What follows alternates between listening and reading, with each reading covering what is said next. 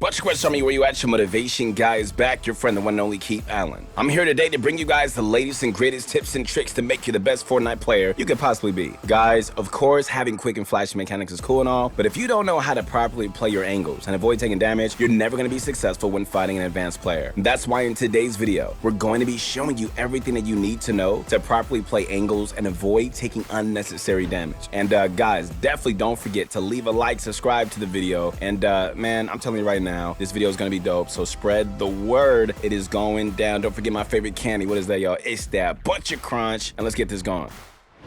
All right, so the first thing on our list is something a lot of players wouldn't consider to be very important when it comes to winning, but they couldn't be any more wrong. Like you guessed it, guys, movement. Movement is something controller players have had the upper hand on for quite some time now. This is due to their joysticks allowing them to have fully functional 360-degree movement. This means that, you can strafe in circles, run sideways, and overall have more freedom with how they move around, right? On the other hand, keyboard players are limited to only 8 directions that they can move in, but thankfully, with the addition of third-party softwares like Wooting and Keys 2X, keyboard players can now have nearly identical movement to controller players. And don't worry guys, this isn't cheating, all right? Epic themselves made a statement saying that they're going to allow these third-party programs. So if you want to learn how to get double movement for yourself, you guys got to check out our video on how to install it and use double movement on our YouTube channel. So with that out of the way, all right, let's get into why movement is so important. The bottom line is having good movement can mean the difference of you guys dying or winning your game. We often see players die in fights solely due to not using their movement to their advantage.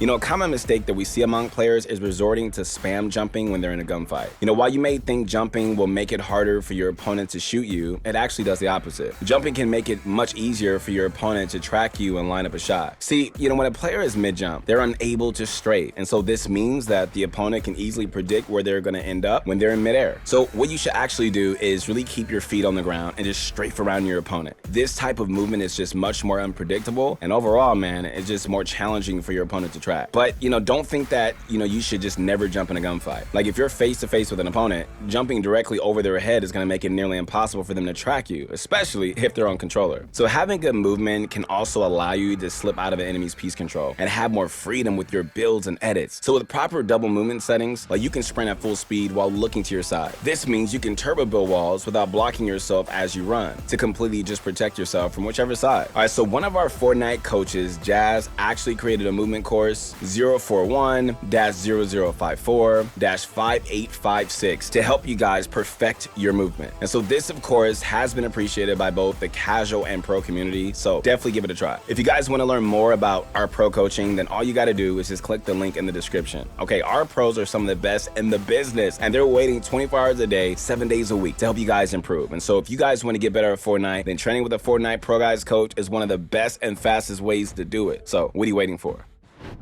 Something that goes hand in hand with movement is your defensive builds. Defensive builds are basically structures that you place that's going to block the angle your opponent has on you. All right, so for example, let's just say you're attempting to rebox to your side, but your opponent manages to claim the cone and floor above you. So if you just stand there, your opponent's going to have a free shot, and it's going to be able to further piece control you with the cone or ramp. So to prevent this from happening, just simply look downwards and just place a ramp directly behind you, all right? No matter which direction this ramp is placed, as long as you're underneath it, you're going to be fully hidden from your opponent. And so from there, you could just simply rebox away from them to safety. All right, guys, so another way to counter this situation is a little bit more advanced, but can open an opportunity for a nasty piece control play. Again, your opponent has claimed the cone and floor above you, right? But this time, instead of just placing the protective ramp, hold your wall blueprint out with your crosshair directly on your opponent. If you're turbo building, as soon as they make that double edit, your wall will instantly place and block them off, giving you the chance to run or edit that wall and just full box them. Like I said, this play is more advanced and comes with more risk, but if you're a strong mechanical player, man, I'm telling you, you can make this happen. Scenarios like these are the most common when applying defensive builds, but really anytime there's an unplaced piece between you and your opponent, there is potential for you to protect yourself, right? So don't always resort to just pulling out your weapon and just trading shots with your opponent. Look for opportunities to block yourself off and just reassess the situation.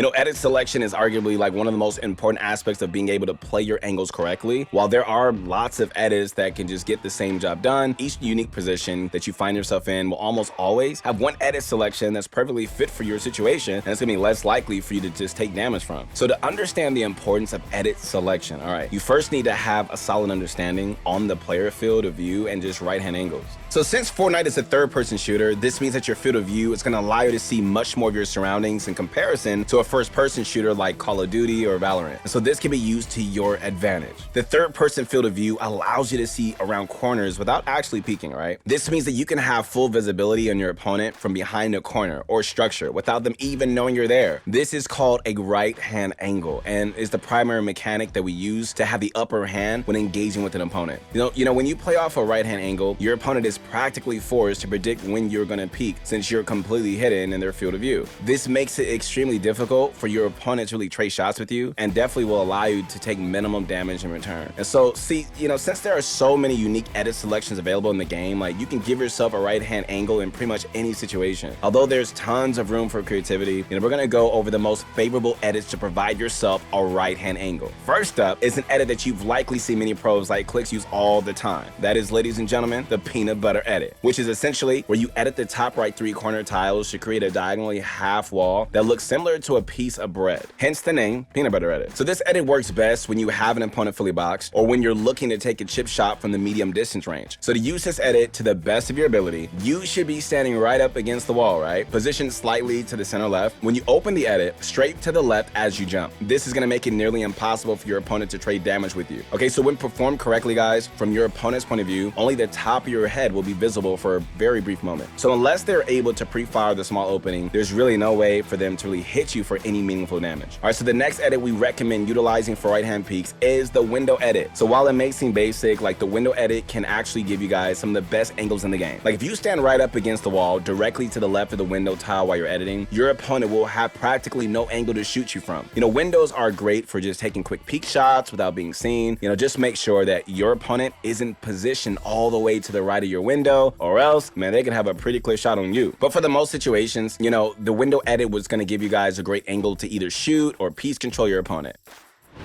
All right, so the next thing that you really need to get a grasp for to really be successful in your fights is crosshair placement. Let me tell you this right now. Poor crosshair placement is gonna make it way more difficult to hit your shots and edits. All right, so think of it like this. Like the more unnecessary crosshair movement that you make, the further you're gonna need to aim to get back on target. And since we all know that the further distance you need to aim, the more likely you are to miss your shot, like your goal should be to make the least crosshair movement possible while still getting the job done. And so whether you're aiming onto an opponent, building, or editing, you know, the less that you move your crosshair, the better, right? Of course, you know, we're not saying that you should just be afraid to make crosshair movements, but, you know, we're just simply saying that the unnecessary movement like over flicking on your edits is only gonna hurt you. And so when editing onto an opponent, you want to finish the edit with your crosshair as close to the player as possible. And this is gonna make it easiest to really land your shot and avoid, you know, having to flick when you don't need to. Although playing with edit on release enabled can give you guys some crazy fast edits, playing with this setting off is much more optimal for crosshair placement. See, you know, with edit on release, you're forced to hold your crosshair on the final tile before confirming your edit. Now, this can make it, you know, difficult to leave your crosshair close to your opponent when confirming the edit, and sometimes require you to hit an awkward flick shot. On the other hand, like when you have edit on release disabled, you're able to make an edit selection and just freely move your crosshair before confirming. And so this means, guys, that you can just line up your crosshair up perfectly onto your opponent in order to really give yourself an easy shot to hit upon confirming your edit.